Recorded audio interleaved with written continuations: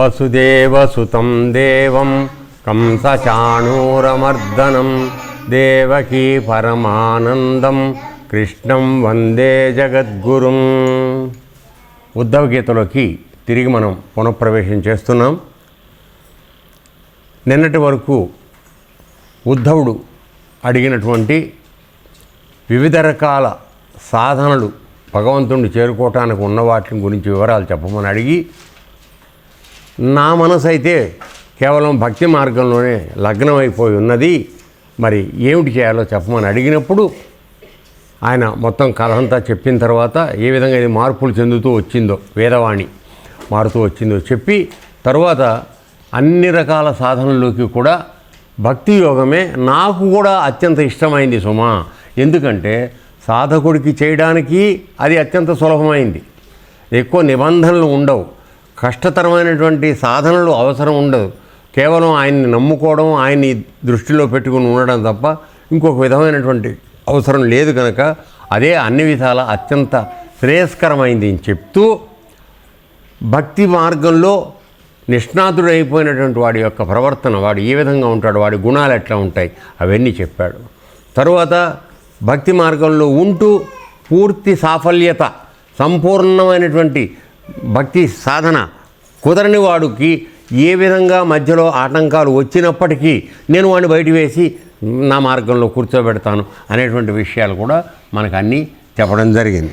తర్వాత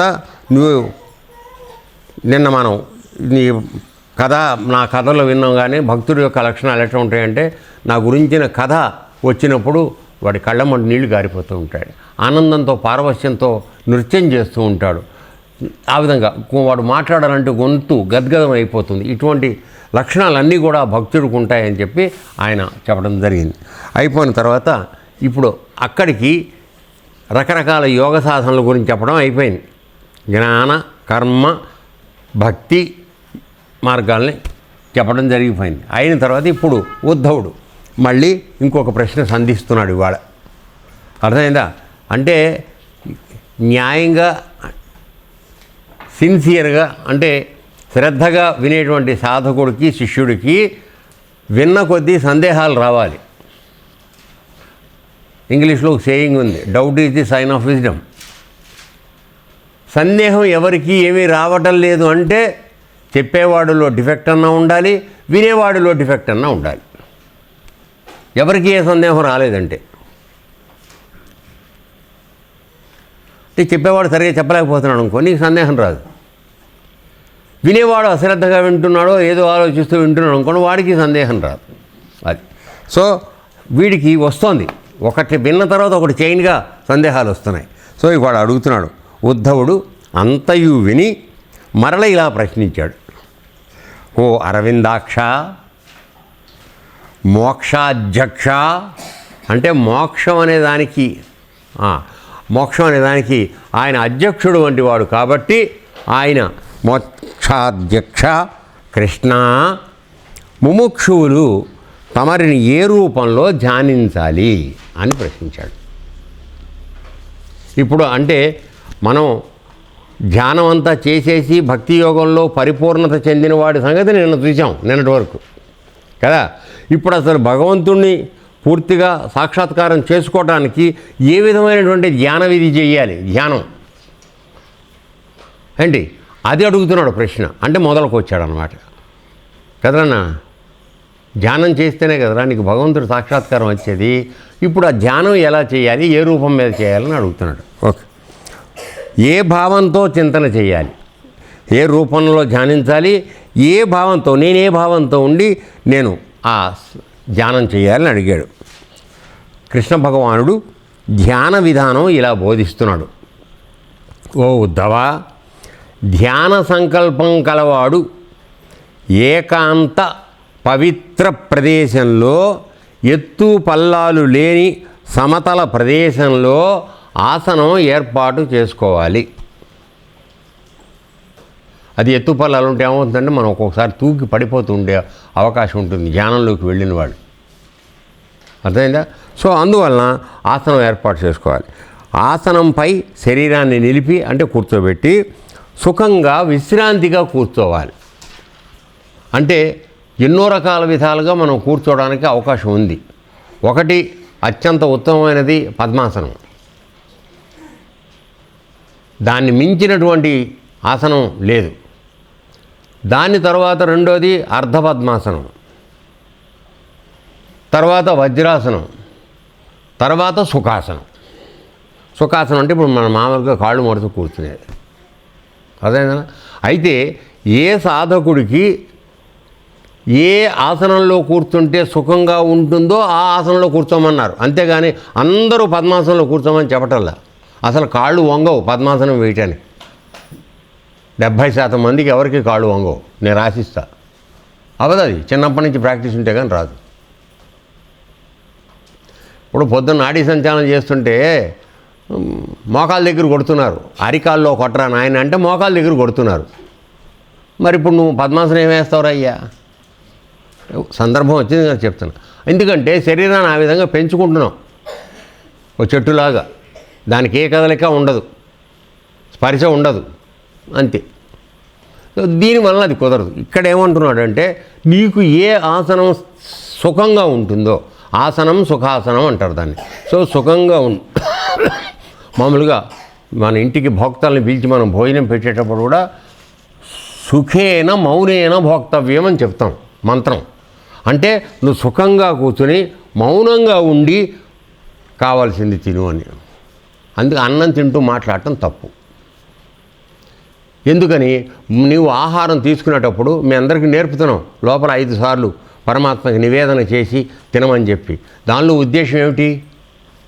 సాక్షాత్తు పరమాత్మకి నువ్వు దాన్ని యజ్ఞాన్ని సమర్పిస్తున్నావు, యజ్ఞ క్రతువుని, యజ్ఞ వస్తువుని సమర్పిస్తున్నావు. అప్పుడు ఎంత జాగ్రత్తగా ఉండాలి? ఊళ్ళో సొల్లు కబుర్లన్నీ మాట్లాడుకుంటూ అన్నం తినకూడదు. అప్పుడు ఏమైంది? నీ ఏకాగ్రత తినే ఆహారం మించిపోయి దాని మీదకి వెళ్ళిపోయింది. అప్పుడు తిన్నది నువ్వు గడ్డి అవుతుంది, అమృతతుల్యంగా మారదు. అర్థమైందనా? అందుకని ఎన్నో రకాలుగా ఆలోచించి మనకు పద్ధతులు చెప్పారు.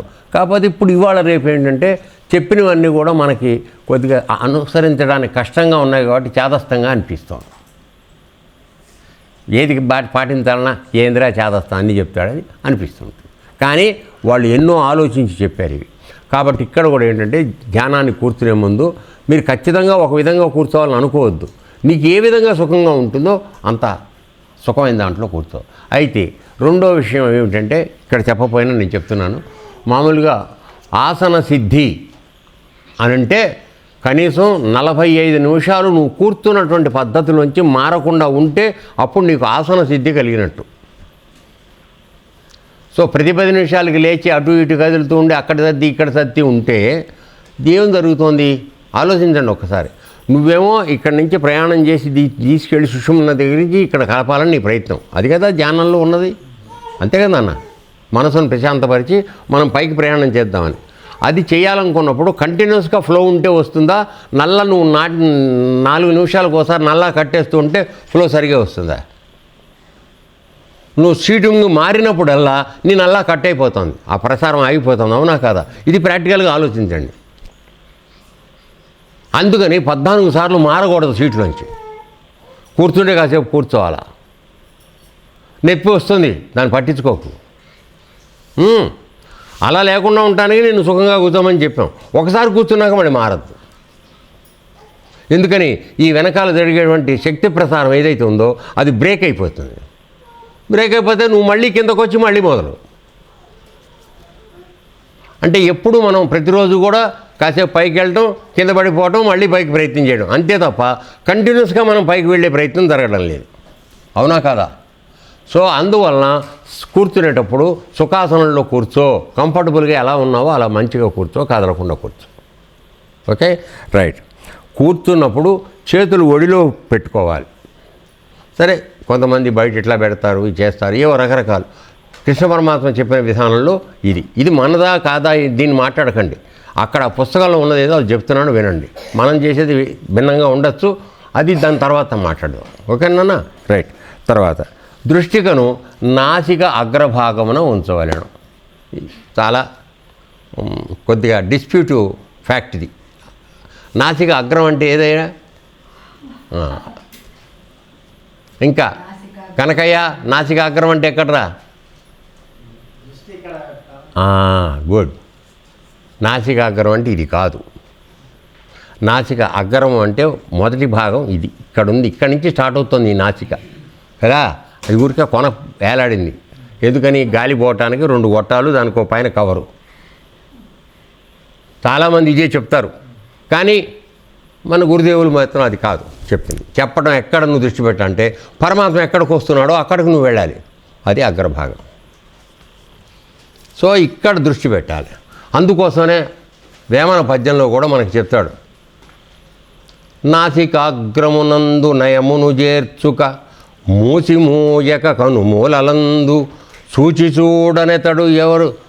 చూడనతడు సుఖయోగి యగును విశ్వదాభిరామ వినురవేమా. ఒకవేళ నాసికాగ్రం ఇదైతే మూసిమూయక కనుమూలలందు అని ఇక్కడ చెప్తున్నాడు. అంటే అర్థం ఏంటి? ఏది దగ్గరుంది అది అర్థమైంది కదా. కాంట్రవర్సీ చాలామంది ఎవరికి రెడ్డి గారికి వచ్చింది రెడ్డి గారికి చెప్తూ ఉంటాడు. ఆయనకు 10 మంది శిష్యులు ఉన్నారు, అందుకని ఆయన చెప్తూ ఉంటాడు. నీకు 20 మంది శిష్యులు ఉన్నారు, ఈయన దగ్గర నుంచి వెళ్ళిపోయిన వాళ్ళు. సో వాళ్ళు ఆ 20 మంది ఎక్కువ మంది ఉన్నారు, నువ్వు ఇంకోటికి చెప్తూ ఉండు. ఈ విధంగా నడిచిపోతుంది. కానీ మాకు తెలిసినంత వరకు నాసికాగ్రం అంటే దాని మొదటి స్థానం ఎక్కడుందో ఇక్కడ, అక్కడ దృష్టి పెట్టమని చెప్తున్నాడు. దానికి కనుకొలకొల్లోకి తీసుకొచ్చి, మీరందరూ చేస్తున్నది అదే, కనుకొలకొల్లోకి తీసుకొచ్చేసి అక్కడ దృష్టి నిలబెట్టమంటున్నాడు. అది ఓకే, రైట్. సో దృష్టిని నాసిక అగ్రభాగంలో పెట్టాడు. తర్వాత పూరకము, రేచకము, కుంభకము అవలంబించి ప్రాణాయామం చేస్తూ నాడీ మండలాన్ని శోధనం చెయ్యాలి. ఇక్కడ మరి మీకు మనందరికీ అది జరుగుతుందో లేదో తర్వాత మాట్లాడదాం మన సంగతి. ఇందులో చెప్పింది మాత్రం ముందు చూద్దాం. అంటే రేచకం, పూరకం, కుంభకం అంటే ఏమిటి? పూరకం అంటే గాలి తీసుకోవడం, ఉచ్ఛ్వాసం. ఏనన్నా? కుంభకం అంటే దాన్ని కుంభించి అట్టే పెట్టడం కదలకుండా. తర్వాత రేచకం అంటే వదిలేసేయటం. పూరకం అంతే. రేచకం అంటే వదిలేయటం, శూన్యం. సో మొట్టమొదట గుండె నిండా గాలి తీసుకోవాలి. ఇప్పుడు మీ క్రియలతో కూడా చేయిస్తున్నాం మీ అందరి చేత. గుండె నిండా గాలి తీసుకో. తర్వాత ఒక 2 క్షణాలు ప్రాణం నీకు ఎంతవరకు నిలిపితే అంతవరకు నిలపండి, అది కుంభకం. తర్వాత నెమ్మదిగా విడిచిపెట్టమంటున్నాం, అది రేచకం. దీని తర్వాత శూన్యం కూడా నువ్వు అబ్జర్వ్ చేయాలి. యాక్చువల్గా న్యాయంగా అయితే 1, 4, 1 లేకపోతే 2, 4, 2 అది ఈక్వేషన్ దానికి. అంటే 2 సెకండ్లు నువ్వు కనుక గాలి తీసుకుంటే దాన్ని 4 సెకండ్లు కుంభించి ఉంచాలి. తర్వాత తీసుకున్న దాంట్లో 2 మళ్ళీ వదిలేయాలి, 2 అట్టే పెట్టుకోవాలి. అయితే 2, 1 చివరికి వచ్చేది. దానిలో సగమే వదిలిపెట్టాలి. ఆ సగం ప్రాణవాయువు మళ్ళీ లోపల ఉండాలి. దీనికి మళ్ళీ జాయిన్ చేయాలి. ఇట్లా చేసుకుంటూ వెళ్ళాలి. అది చాలా కాంప్లికేటెడ్ ఇష్యూ. అది అంత తేలికైన విషయం కాదు ప్రాణాయామం చేయడం. Okay, right. సరే, ఇక్కడ ఆయన చెప్పాడు కృష్ణుడు ఏమిటి? కుంభకము, రేచకము అవలంబించి పూరకం ప్రాణాయామం చేస్తూ నాడీ మండలాన్ని శోధన చేయాలి. తర్వాత ప్రాణాయామ అభ్యాసం క్రమక్రమంగా అభివృద్ధి చేస్తూ రావాలి. అంటే ఇక్కడ అభివృద్ధి చేయడం అంటే ఏమిటంటే నువ్వు ప్రాణవాయువు తీసుకునే సమయాన్ని నెమ్మదిగా పెంచాలి. తర్వాత ప్రాణం వాయువు వదిలేసిన తర్వాత రేచకం అంటున్నాం కదా, ఆ శూన్య స్థితిని పెంచాలి. అర్థమైందా? ఇది ఏమాత్రం తప్పులు జరిగినా మనకి ఎక్కడో ఒకటి ఈ పంటుకునే మాట ఖాయం. తర్వాత దానితో పాటు అయితే ఎంతకాలం ఇలా చేయాలి వస్తున్నాడు, దానికి కూడా చెప్తాడు. దానితో పాటు ఇంద్రియాలను జయించే అభ్యాసం చేయాలి. ఇది ఎట్లాగో మరి చెప్పట్లా. ఇంద్రియాలని జయించే అభ్యాసం చేయాలి. అంటే ఇంద్రియాలంటే ఏమున్నాయి మనకి? ఎవరన్నా పెద్దక్క, ఇంద్రియాలు ఏమున్నాయి చెప్పరా నాన్న?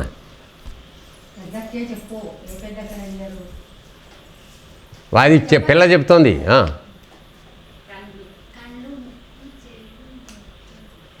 సరే, ఓకే, రైట్ రా, సరే, రైట్. 5 చర్మంతో సహా 5. Okay, right, good. ఇవి జ్ఞానేంద్రియాలు అంటారు వీటిని. ఓకే, సో వీటి ద్వారానే మనకు విషయాలు తెలుస్తున్నాయి. కన్నుతో చూస్తున్నాం, చెవితో వింటున్నాం, నోటితో రుచి తెలుసుకుంటున్నాం. ఏమా ఇట్లా 5తోనూ జరుగుతోంది. సో వీటిని జయించే పని చేయమంటున్నాడు. అర్థమైందా? తర్వాత హృదయ కమల నాళంలోని దారమంత సన్నగా ఉండే ద్వారాలకుండా వచ్చే గాలి చప్పుడు వలె, ఎక్కడికి కంపారిజన్ చెప్తున్నాడు, హృదయం కమలంలోంచి దానికి నాళంలో అవే వెంట్రుక వాసిలో ఉంటాయి సుమారుగా, దాని మధ్యలో దారమంత సన్నగా ఉండేటువంటి ద్వారాలకుండా వచ్చే గాలి చేసే చప్పుడు వలె. ఇక అది ఎంత సన్నగా ఉంటుందో ఆలోచించు. దానివలే ఓంకారం మెల్లగా చింతనం చేయాలి. అయిన తర్వాత ఈ ఓంకార నాదాన్ని ప్రాణం ద్వారా పైకి తీసుకువెళ్ళి దానిలో ఘంటానాదమంత ఉన్నత స్థాయిలో ప్రకాశితం చేసి స్వరం స్థిరం చేయాలి. అంటే నువ్వు మొదట మొదలుపెట్టినప్పుడు సన్నగా మొదలుపెట్టి దాన్ని పూర్తిగా ప్రాణస్థితిలో ఇక్కడికి వచ్చేసిన తర్వాత ఘంటానాదం అంతా, అంటే గంట కొడితే ఎంత సౌండ్ వస్తుందో అంత సౌండ్లోకి రావాలి దీని నుంచి, అక్కడ స్థిరం చేయాలంటున్నాడు. అంటే గంట కొట్టిన తర్వాత మనందరికీ గంట గిర్రను రింగ్ వస్తుంది కదా, సింపథిక్ వైబ్రేషన్ అంటాం మనం. ఒకసారి కొడతాం, తర్వాత అది 4 సార్లు ఊగుతుంది. ఆ విధంగా గంట దానిలాగా తీసుకెళ్ళి అక్కడ నుంచోబెట్టాలని చెప్తున్నాడు. రైట్. ప్రాణం ద్వారా పైకి తీసుకెళ్ళి ఘంటానాదమంత ఉన్నత స్థాయిలో ప్రకాశితం చేసి స్వరం స్థిరం చేయాలి. ఆ ప్రణవ స్వర క్రమం భంగం కారాదు. అంటే అది కంటిన్యూస్గా ఉండాలి, మధ్యలో ఆపేస్తూ మళ్ళీ గాలి తీసుకోవడం చేయకూడదు. అంటే అంత ప్రాణవాయువు నువ్వు తీసుకుని అది అయ్యే వరకు ఆ ప్రణవనాదం దాంట్లో నడవాలి. ఈ విధంగా ప్రతిదినం 3 పూటలందు, కనకయ్య విను, ప్రతిదినం 3 పూటలందు 10 పర్యాయాలు, ప్రతిసారి 10 తప్పున ఓంకార సహిత ప్రాణాయామం అభ్యాసం చేస్తుండాలి. రోజుకు 3 సార్లు. ఇక్కడ మేమేం చెప్పామమ్మా, ఎన్నిసార్లు చెప్పాం? పౌర్ణానికి ఒకసారి చేస్తే చాలని చెప్పాం కదా. ఇలా చేయగా 1 నెలలోనే ప్రాణవాయువు వశంలోకి వస్తుంది. ఓకే. తర్వాత భక్తుడు ఆ తర్వాత ఇలా భావన చేయాలి. ఇప్పుడు ఇదేమిటి, శరీరం మీద నువ్వు అన్ని విధాలా కంట్రోల్ సాధించడానికి చేసే పనిది. ఓకే. ఇప్పుడు మనసులోకి వస్తున్నాడు, ఇలా భావన చెయ్యాలి. భావన చేయడం అంటే మనం ఆలోచిస్తాం కదా, సంకల్పం. అది ఈ హృదయం ఒక కమలం, ఇది శరీరంలో ఉంది. కమలం కాడ పైకి ఉంది. ఎక్కడికి ఎడుతున్నాడు చూడు, ఊర్ధ్వముఖం, అది దాంట్లోకి ఎడుతున్నాడు చూడు. కమలం కాడ పైకి ఉంది, కమలం ముఖం అధోముఖంగా ఉంది. ఆ కమల ముఖం పైకి తిరిగి వికసించాలి అని ధ్యానించాలి. అంటే ఇప్పుడు ఆయన చెప్పేదాని అర్థం ఏంటంటే, కమలం ఇలా ఉందనుకోండి, ఇది నాళం కాడ, ఇది కమలం పువ్వు. ఇప్పుడు మన శరీరంలో అది ఉంది. అయితే అది ఎట్లా ఉంది, ఇట్లా ఉంది. కాడ పైకి ఉంది, కమలం కిందకు ఉంది. అయితే నువ్వు ధ్యానంలో చేసేటప్పుడు ఇది సరిగానే ఉందని నువ్వు దీని పైకి వచ్చినట్టుగా చేసుకుని భావన చేస్తూ చేయమంటున్నాడు. ఎరనానా? ఓకే. తర్వాత హృదయ కమలానికి 8 దళాలు ఉన్నాయి. 8 దళాలు, రేకులు. ఆ దళాల మధ్య అత్యంత సన్నని సుకుమార కర్ణికలు ఉన్నాయి. వాటి మధ్యలో సన్నటి మన శబ్దం వచ్చేటువంటి కర్ణికలు ఉన్నాయి. ఆ కర్ణికలపై వరుసగా సూర్యుడు, చంద్రుడు, అగ్నిదేవుడు ఉన్నట్టుగా భావించాలి. ఇప్పుడు అమ్మగారు చెప్పే ఏ ఉపనిషత్తులో అయినా సరే నీకు ఎక్కడి నుంచి వస్తోంది అని అంటే ఈ సూర్యుడు, చంద్రుడు, అగ్ని. ఎందుకని? సూర్యచంద్రుడు ఆయనకి కళ్ళుగా ఉండేటట్లయితే మనలో ఉన్న ప్రకాశం ఏదైతే ఉందో అదే అగ్ని. అర్థమైందా? దాన్ని నువ్వు కాంటెంప్లేట్ చేయమని చెప్తున్నాడు. అంటే అది ఎక్కడో ఎవరికీ తెలియకుండా లోపల అణిగిపోయి మన కర్మల యొక్క ఫలితం వలన మూసుకుపోయి మలినంతో నిండిపోయి అది అట్టడుగున పడి ఉన్నదాన్ని ఇప్పుడు చెప్పే ఇక్కడ యోగ మార్గం ద్వారా ఆ ప్రకాశాన్ని పైకి తీసుకొస్తున్నాం. దాని మీద కాంటెంప్లేట్ చేయమంటున్నాడు, కాన్సన్ట్రేట్ చేయమంటున్నాడు. ఆ దళపద్వాల కర్ణికల్లో ఈ 3 ఉన్నాయని చూడమంటున్నాడు. వరుసగా సూర్యుడు, చంద్రుడు, అగ్నిదేవుడు ఉన్నట్లుగా భావించాలి. ఆ తర్వాత అగ్ని లోపల నా యొక్క స్వరూపాన్ని భావించాలి, స్మరించాలి. అంటే ఈ మూడింటిని చూస్తే ఏమవుతుంది? అన్నీ ఇవన్నీ ఎవరికి ఉన్నాయి? పరమాత్మకు ఉన్నాయని చెప్తున్నాం కదా, మనకి ఉన్నాయి, అది వేరే సంగతి. ఓకే, పరమాత్మకు ఉన్నాయనుకున్నప్పుడు నువ్వు పరమాత్మ ముఖాన్ని దర్శిస్తున్నావు, అంతే కదా. మూడు ఎక్కడ కలుగుతాయి నీకు? పరమాత్మ ముఖంలోనే కదా ఉండేది, కళ్ళు ఉన్ను, తర్వాత ఈ బ్రుకుటిలోనే కదా ప్రకాశం కనబడుతుంది నీకు. సో మూడు ఎక్కడున్నాయి? పరమాత్మ యొక్క ముఖంలో ఉన్నాయి. ఐరా కమలయ, అర్థమవుతుందా కనకయ? సో దీని మీద భావన చేయాలి. తర్వాత నా ఈ స్వరూపం ధ్యానం చేయడానికి అనుకూలం, మంగళకరం.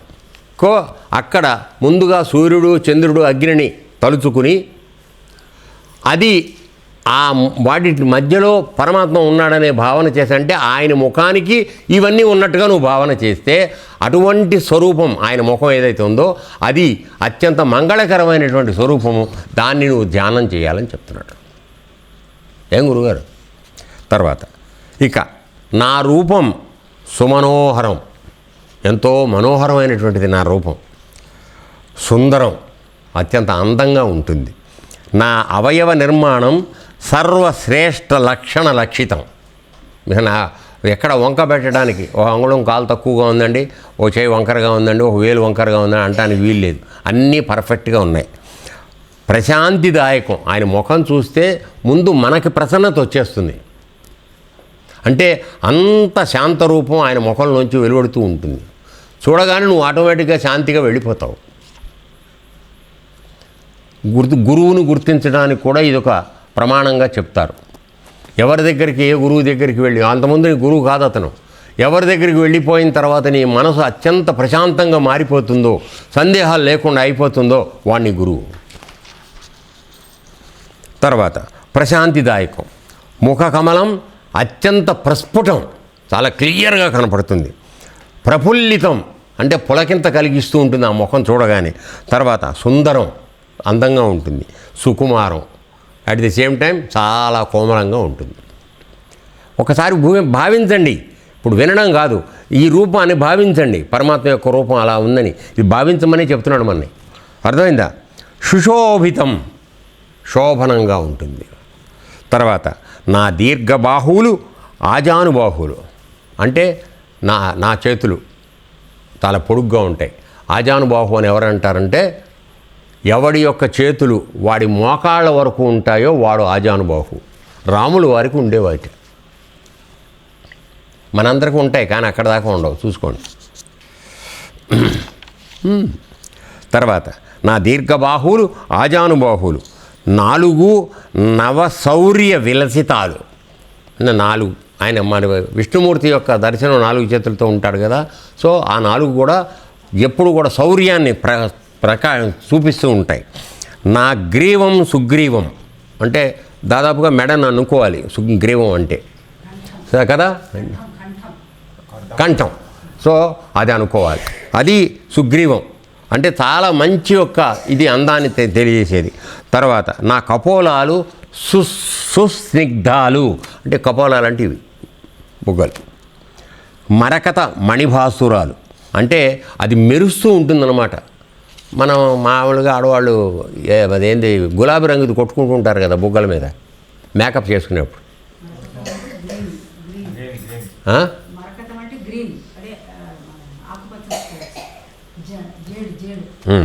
తర్వాత మరకత మణిభాసురాలు. ముఖ కమలంపై, ఎంత ముఖం గురించే మాట్లాడుతున్నాడు. ముఖ కమలంపై మందహాసం మనోహరంగా ప్రకాశిస్తూ ఉంటుంది అని మన ముఖంలో ఎప్పుడు కూడా ఒక చన్నని దరహాసం అంటే చిరునవ్వు, నవ్వి నవ్వనట్టుగా ఉంటుంది. తర్వాత అంటే ముఖం మార్చుకుని ఉండడు అది. తర్వాత అందమైన కర్ణద్వయం, చాలా 2 చెవులు కూడా చాలా అందంగా ఉంటాయి. మణికుండల శోభితం, ఆ చెవుల మీద ఆయన మణులతో కూడినటువంటివి పెట్టుకుని ఉంటాడు కనుక అవి మణుల ప్రకాశంతో వికసిస్తూ ఉంటాయి ఆయన యొక్క చెవులు 2. నా మేఘశ్యామ సుందర శరీరం అత్యంత ఆకర్షణీయం, అసలు చూడగానే ప్రతివాడు కూడా ఐసైపోతాడు అనమాట. అంత ఆకర్షించే శక్తి ఆయన స్వరూపంలో ఉంది. దానిపై పీతాంబరం మరీ శోభాయమానంగా ఉంటుంది. ఇప్పుడు మీరు చెప్పే ఆకుపచ్చ అది మామూలుగా భీష్ముడు కూడా, కృష్ణుడు యుద్ధంలో భీష్ముడిని చంపడానికి రథం మించి దూకుతాడు ఏమండి కదా. ఆ దూకినప్పుడు అప్పుడు భీష్ముడు రథం దిగిపోయి కింద కూర్చుంటాడు, నన్ను చంపేయి, నీ చేతిలో చచ్చిపోవడం కన్నా నాకు పుణ్యం లేదని. అప్పుడు ఒక పద్యం ఉంది, అది సరిగా గుర్తు రావట్లేదు. కుప్పించి ఎగచిన కుండలమ్ముల కాంతి గగనమండలం బెల్ల గప్పికొనగా, తర్వాత పచ్చని పటము పచ్చని పటము జార, అంటే పచ్చని ఇది వేసుకున్న పంచె ఇది ఉంది, అది జారిపోయింది, దానికి తీశాడు, చక్రం తీశాడు ఇక నరికేయటానికి. అంటే ఆ చనిపోయే స్థితిలో కూడా పరమాత్మ స్వరూపాన్ని ఎంతగా వాడు ఆనందించాడు, ఆస్వాదించాడు అనేది దానిలో తెలుస్తుంది. అది ఓకే, రైట్. సో నా మేఘ శ్యామ సుందర శరీరం అత్యంత ఆకర్షణీయం, దానిపై పీతాంబరం మరీ శోభాయమానంగా ఉంటుంది. శ్రీవత్సం శ్రీనికేతం కుడి ఎడమల విరాజిల్లుతూ ఉంటాయి. శ్రీవత్సం శ్రీనికేతం కుడి ఎడమల ఛాతీ మీద ఉంటాయి. 4 చేతులతో శంఖం చక్రం గదా పద్మం ప్రాభవం చూపిస్తూ ఉంటాయి. 4 చేతుల్లో 4 ఆయుధాలుగా ఆయన దగ్గర.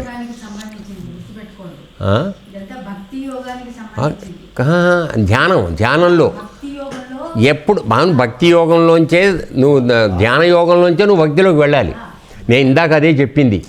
మనం ఇందాక భక్తి యోగంలో పరిపూర్ణత అయిన వాడు ఎలా ఉంటాడో చెప్పాం. ఇప్పుడు అసలు భక్తుడు అవ్వడానికి నువ్వు ఏ విధంగా ధ్యానం చేయాలో చెప్తున్నాడు. సో అక్కడ నీకు ఒకటే, మిగతావి ఏం లేవు భక్తిలో. ఆయన తప్పితే ఇంకోటి లేదన్నది. అనన్యమైన శ్రద్ధ, అనన్యమైన భక్తి, అనన్యమైనటువంటి ఇది, అంతే. నువ్వు ఏం చేస్తున్నా కృష్ణుడే, ఆ దృష్టిలోకి వెళ్ళిపోయి చేయాలి. ఓకే. కంఠంలో వనమాల సువాసనలు వెదజల్లుతూ ఉంటుంది. పాదపద్మాలకు నూపురాలు దగదగా మెరుస్తుంటాయి. కుండలాలు వేసుకుంటారు నూపురాలు, వెండివి. అవి మన పండితులకి వేస్తూ ఉంటారు కదా, కడియాలు, వెండి కడియాలు. ఓకే. తర్వాత అది వరకు లేడీస్ అందరికీ వేసేవాళ్ళు వెండి కడియాలు. తర్వాత కౌస్తుభ మణివక్షస్థలంపై సూర్యమణి వలె తేజస్సు విరజిమ్ముతుంది. ఇక్కడ కౌస్తుభం అది సూర్యమణి వలె తేజస్సు విరజిమ్ముతుంది. నా ఉన్నత శిరస్సుపై మణిమయ మహాతేజోభాసిత కిరీటం, చారు కంకణాలు, తర్వాత మొలనూళ్ళు, ముత్యాలు, మొలనూళ్ళు అంటే ఈయన కట్టుకునే మొలతాళ్ళు, తర్వాత ముత్యాల తారాహారాలు, మణిహారాలు, పుష్పమాలలు ఆయా యోగ్య స్థానాలలో శోభిస్తూ ఉంటాయి. అంటే ఎక్కడ ఏ ఉండాలో అవన్నీ ఆయనకు ఉంటాయి. ఇక్కడ మొల మీద ఇవి, తర్వాత పూలహారాలు, తర్వాత చేతులకి, కాళ్ళకి, అన్నిటికీ. అది మామూలుగా మన దీంట్లో పాండురంగ మహత్యంలో ఒకటి చెప్తాడు, శ్రీకృష్ణుడిని వర్ణించడం, వాటికి దర్శనం అవుతాడు ఆయన. నాసాగ్రే నవమౌక్తికం కరతలే వేణుం కరే కంకణం సర్వాంగే హరిచందనంచ కలయం కంఠేజముక్తావళీ గోపస్త్రీ పరివేష్టితో విజయతే గోపాల చూడామణి అని ఆయన వర్ణిస్తాడు. అది చాలా గొప్పగా ఉంటుంది. తర్వాత నా అంగ ప్రసంగం కూడా ఆకర్షణీయం, ఆదరణీయం, ఆనందదాయకం. తర్వాత ఆప్యాయత, అనురాగం, తొణికితలాడే నా వదన సరోజం హృదయం, అంటే హృదయానికి హత్తుకుపోయేట్టుగా ఉంటుంది. ఆయన ముఖం చూడగానే హృదయంగా ఉంటుంది. ఇది అందరికీ ప్రేక్షణీయంగా ఉంటుంది. ప్రతివాడు నా ముఖం చూడాలనే కోరుకుంటాడు. అంత మళ్ళీ మళ్ళీ చూడాలనే కోరిక కలిగేటట్టుగా ఉంటుంది. తర్వాత చిరునవ్వులు, చిన్నారి వలపు చూపులు మరొకసారి చూడాలనిపిస్తుంది. ఆయన ముఖంగా చిలిపిగా నవ్వుతూ చూస్తూ ఉంటే ఆయన వంక ఇంకోసారి చూద్దామని అనిపిస్తూ ఉంటుంది. అది. తర్వాత నా కనులు కృపామృతం చిందిస్తూ ఉంటాయి. ఎల్లప్పుడూ నా కళ్ళ నుంచి అందరి మీద కృప, కరుణ అది ఎప్పుడు నా కళ్ళలో అందరికీ కనపడుతుంది. ఎంతో ఇదిగా, అంటే నీ ముఖం చూడగానే ఎవరూ కూడా ఆయన నా మీద సరిగా చూడలేదు అని అనుకునే అవకాశం లేదు. అబ్బా ఎంత జాలిగా నా మీద దయతో చూస్తున్నాడండి, దానికే మనం పడిపోయే పరిస్థితి వస్తుందన్నమాట. అది ఉద్ధవా ఇటువంటి ఇదంతా వర్ణించి ఉద్ధవా ఇటువంటి నా సుందర సుకుమార స్వరూపం ధ్యానం చేయాలి. సో ఇప్పుడు ఈ చెప్పిన వివరాలతో ఉన్నటువంటి ఆయన యొక్క స్వరూపాన్ని, ఆయనకి అన్నీ ఉన్నట్టుగా మనసులో నువ్వు భావన చేసి దాన్ని ధ్యానం చేయమంటున్నాడు. ఇది మానసిక జపం, ఇది మానసిక తపస్సు. ఆ స్వరూపాన్ని నువ్వు మనసులో అనుకోవాలి, ఖచ్చితంగా కనపడుతుంది. ఇప్పుడు మీ అందరి చేత బాలధ్యానం చేయిస్తున్నాను, ఖచ్చితంగా మీ బాల్యం కనపడుతుంది మీరు సిన్సియర్గా చేస్తే. పొయ్యి మీద ఏమవుతుందని ఆలోచిస్తూ చేస్తే పొయ్యే కనపడుతుంది, తర్వాత మీ ఇష్టం.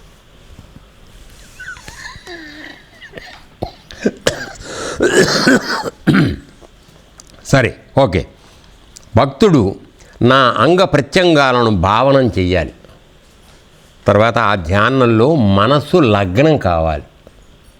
ఏట్రా ముఖ్యమైనది కావాల్సింది ఏమిటి? ధ్యానంలో మనస్సు లగ్నం కావాలి. అది అర్థమైందా? మనస్సు లగ్నం చేయండి ధ్యానం అని అనిపించుకోబడదు, ఊరికే మన కట్టె మాత్రం కూర్చుని ఉంటుంది అంతే. ఓకే. ఉద్ధవా బుద్ధిమంతుడైన పురుషుడు నా యొక్క అవయవం చూచి ధ్యానించి ఆకర్షింపబడి మనస్సు ద్వారా ఇంద్రియాలను ఆయా విషయాల నుంచి మరలించాలి. అంటే ఇప్పుడు ఏమిటి చెప్తున్నాడు చూడు, ఆయన యొక్క అంగాలన్నీ ఉన్నాయి కదా, అవి చూసిన తరువాత దానికి ఆకర్షించబడి అటువంటి మంచి అవయవాల్లాగా నా ఇంద్రియాలన్నీ మారిపోవాలనే భావన చేసి నీ ఇంద్రియాలు మార్చుకోవడానికి ప్రయత్నం చేయమంటున్నాడు. అంటే ఒక మంచి వస్తువుని చూసి నేను అలా అవ్వాలని కోరుకుంటావు కదా ఎవరైనా కూడా. ఇప్పుడు మామూలుగా ఉన్నాం అనుకోండి, బాగా మేకప్ చేసుకోముందు అద్దంలో చూసుకుంటాం. సరే ఇంపార్టెంట్ ఫంక్షన్కి వెళ్ళాలి, ఇంకాస్త అందంగా తయారు, ఇంకో అరగంట సేపు టైం తీసుకుని ఇంకా ఎక్కువగా మేకప్ చేసుకుంటాం. అప్పుడు నీకు ఆహా ఇందాకడ కన్నా ఇప్పుడు ఇంకా బాగున్నాను అనుకున్న తర్వాత అప్పుడు వస్తావు. అప్పటికి ఫంక్షన్ అయిపోయే టైం అయిపోతుంది, మొగుడు బయట కూర్చొని నిద్రపోతూ ఉంటాడు, అది వేరే సంగతి. ఎందుకు ముందు ఆవిడ సంతృప్తి పడాలి, తన ముఖం తనకు అద్దంలో బ్రహ్మాండంగా కనపడుతుందని అనుకోవాలి, అప్పుడు కానీ బయటికి రాదు. సరే ఊరికే కాసేపు నవ్వుకోండి, నవ్వు కోసం చెప్పేది అంతే, సీరియస్ అవ్వద్దు. తర్వాత నా యొక్క అవయవం చూసి ధ్యానించి ఆకర్షింపబడి మనస్సు ద్వారా ఇంద్రియాలను ఆయా విషయాల నుంచి మరలించాలి. తర్వాత బుద్ధిని సారథిగా చేసుకొని మనస్సు అనే అశ్వాన్ని నాకు అప్పగించి నా పనిలో వినియోగించాలి. అంటే ఇక్కడ నీ ప్రమేయం ఏం లేదు కదా, అర్థమైందా? అది అంటే బుద్ధిని సారథి అంటే నీ బుద్ధి చెప్పినట్టుగా విని ఏం చేస్తావు, నీ మనస్సుని అనేటు గుర్రాన్ని నాకు అప్పచెప్పు, దాన్ని ఆ మనసుని నా పనిలో ఉపయోగించు. అంటే నువ్వు ఏం చేసినా పరమాత్మ యొక్క సంప్రీతి కోసం నువ్వు చేసేటట్టుగా ఉండాలి తప్ప నేను నా కోసం అనేటువంటి ఆలోచన నుంచి మనం దూరం అవ్వాలి. అది ఇందులో ఉద్దేశం. ఓకే. తర్వాత నా సర్వదేహం యొక్క అంగాలపై మనస్సుంచి ధ్యానించాలి. అంటే ఒక్కొక్క అంగం తీసుకుంటే ఆ అంగం మీద దృష్టి పెట్టుకుంటే ఆ అంగం నీ కళ్ళు మూసుకుంటే నీకు కనపడాలి ఆయన అవయవం, ఏనా? అది అయిన తర్వాత నెక్స్ట్ పక్క అవయవం మీదకి రావాలి. ఇట్లా ఒక్కొక్క అవయవం పరమాత్మ యొక్క అవయవాన్ని నీ మనసులో స్థిరం చేసుకోవాలి. అది ఎట్లా వస్తుంది అంటే కొద్దిసేపు తదేకంగా ఇప్పుడు నువ్వు ముందు ఆయన దర్శనం మనకు కనపట్టాల కాబట్టి ఫోటో పెట్టుకున్నప్పుడు చూసిన తర్వాత ఆయన భుజాలు ఎట్లా ఉన్నాయో ఒకసారి ఆలోచించు, చూడు దాని వంక చూసి తీక్షణంగా చూసిన తర్వాత ఒక 10 నిమిషాలు చూసి నువ్వు కళ్ళు మూసుకుంటే ఖచ్చితంగా ఈ భుజాలే కనపడాలి, మన భుజాలు కనపడకూడదు, ఆయన భుజాలు కనపడాలి. అట్లా నడువు ఎట్లా ఉంది, ఉరువులు ఎట్లా ఉన్నాయి, తొడలు ఎట్లా ఉన్నాయి, పాదాలు ఎట్లా ఉన్నాయి, వీటి ఒక్కొక్క ఆయన అవయవం మీద కొద్దిసేపు దృష్టి పెట్టి కళ్ళు మూసుకుంటే అది మళ్ళీ నీ కళ్ళు మూసుకున్నా కనపడాలి తెల్లటి ప్రకాశంలో. అట్లా కంప్లీట్గా మొత్తం శరీరం అంతా కూడా నీకు కనపడేట్టు అవ్వాలి. యోగ స్థితిలో ఇది అత్యంత ఉత్తమమైనటువంటి స్థాయి. ఓకే. తర్వాత నా సర్వదేహం యొక్క అంగాలపై మనసుంచి ధ్యానించాలి. క్రమంగా మీ చింతనను ఒకే స్థానంపై కేంద్రీకరించాలి. ముందంతా చూస్తావు, చూసిన తర్వాత ఆయన కంఠం ఎట్లా ఉంది దాని మీద దృష్టి, ముఖార విందం మామూలుగా చూస్తాం, అలా కాకుండా చెవులు ఎలా ఉన్నాయి, ఇట్లా ఒక్కొక్క అంగం మీద దృష్టిని కేంద్రీకరించాలి. అంటే ఏమిటి చేస్తున్నాము? ఇప్పుడు మన దగ్గర మామూలుగా తెల్లకాగితం ఉంది, అక్క విను, మన దగ్గర తెల్లకాగితం ఉంది.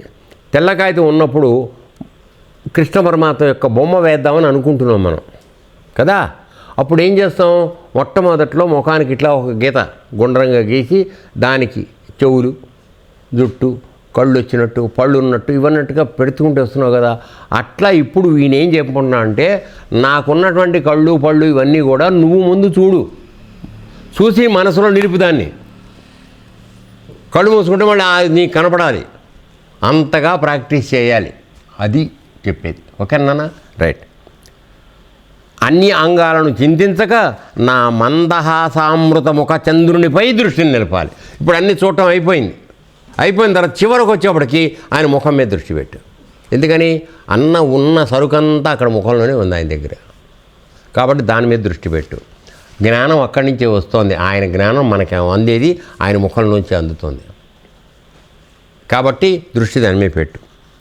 తర్వాత ఎప్పుడు నీ ధ్యాస నా ముఖార విందంపై నిలబడుతుందో అప్పుడు ఆ ధ్యాసను ఆకాశం పైకి నిలపాలి. ఉంది, మన దగ్గర ఉంది, ఇందులో చెప్పినవన్నీ ఉన్నాయి మన యోగంలో. ఎస్, సరే, ఆకాశంపై నిలపాలి. తదనంతరం ఆకాశ చింతనం కూడా మానివేసి నా స్వరూపం మీదకి దృష్టి మరలించాలి. అంటే ఏమిటి? మొట్టమొదటిలో స్వామి యొక్క ముఖాన్ని చూడు, అది నీకు కళ్ళు మూసుకుంటే కనపడుతోంది. అయిన తర్వాత కళ్ళు తెరిచి వెంటనే ప్రశాంతమైనటువంటి మబ్బులు లేనటువంటి ఆకాశం మీద పెట్టి దృష్టి. అక్కడ ఏం జరుగుతుందో చెప్పాలా ఆయన, అక్కడ ఏం జరుగుతుందో చెప్పాలా. మళ్ళీ అది అయిపోయిన తర్వాత నా ముఖం మీదకి రమ్మంటున్నాడు. అందులో రహస్యం ఉంది. మరి ఆ స్థాయి రాకుండా ఇప్పుడే చెప్పేస్తే నన్ను నమ్మేస్తారు మీరు, అందుకని చెప్పను. అంతే, ఇప్పటికి నమ్మి మోసపోయాను నేను చాలా, చేయను ఇంకా పొరపాటు.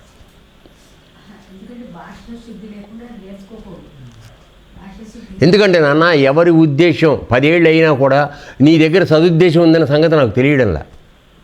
ఏం చేయను నేను? దీన్ని మార్కెట్లో పెట్టి అమ్ముకుందామనే ఉద్దేశంలో ఉన్నారు.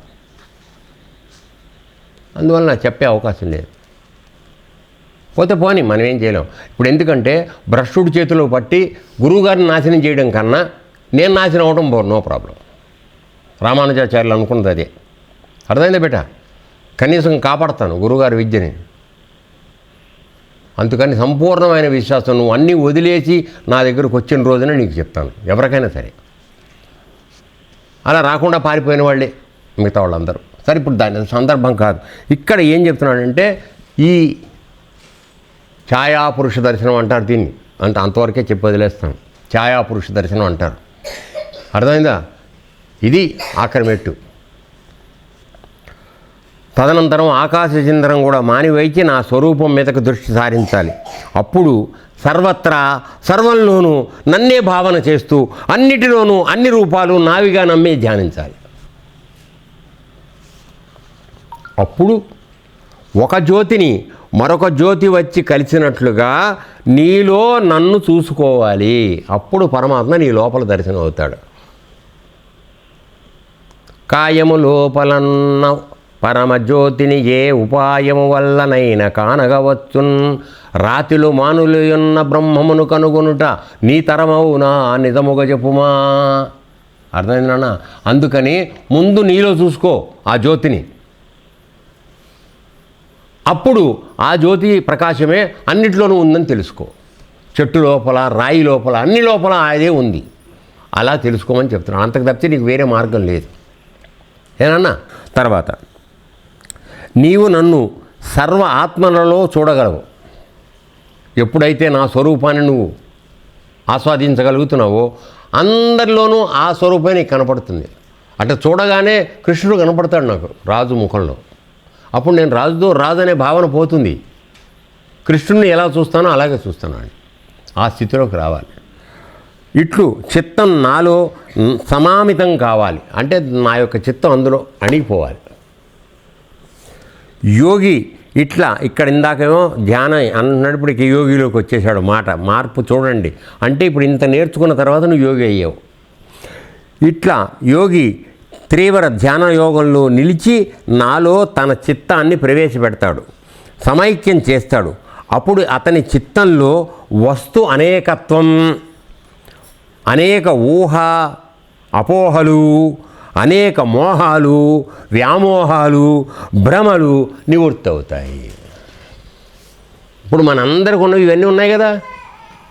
ఇవన్నీ పోవాలంటే మనం ఖచ్చితంగా ఏం చేయాలంటే మన చిత్తాన్ని కంప్లీట్గా పరమాత్మకి అప్పచెప్పాలి. అప్పచెప్పిన తర్వాత కానీ మనకి ఆ స్థితి వచ్చే అవకాశం లేదు. ఆ నిజమైన స్థితి వచ్చిన తర్వాత నీకు వీళ్ళెవరు విడివిడిగా కనపడరు. రెడ్డి ఆయన నాకు రెడ్డిగా కనపడ్డు. కృష్ణ స్వరూపమే అది.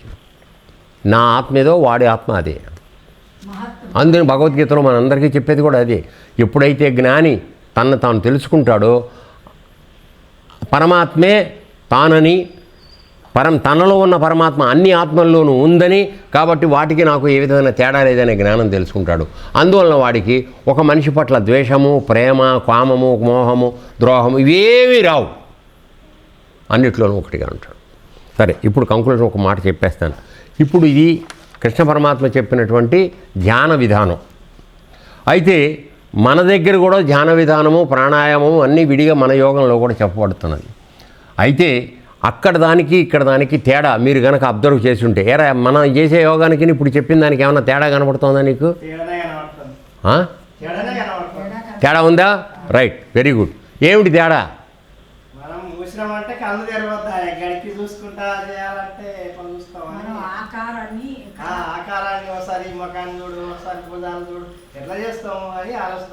అదొకటే కాకుండా ధ్యానం మొదలుపెట్టినప్పుడు నీకు ఇతరమైన దర్శనాలు నీ బురు మధ్యంలో ఏమైనా ఉన్నాయా?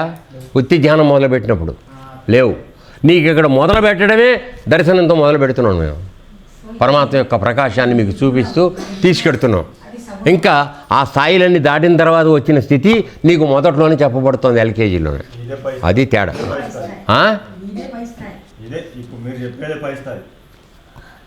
ఇది భగవద్గీతలో చెప్పబడింది. ఇది అదేనా? ఓకే. ఏతత్సర్వం శ్రీకృష్ణార్పణమస్తు. ఓం తత్సత్. లోకా సమస్తా సుఖినో భవంతు. ఓం తత్సత్. రైట్.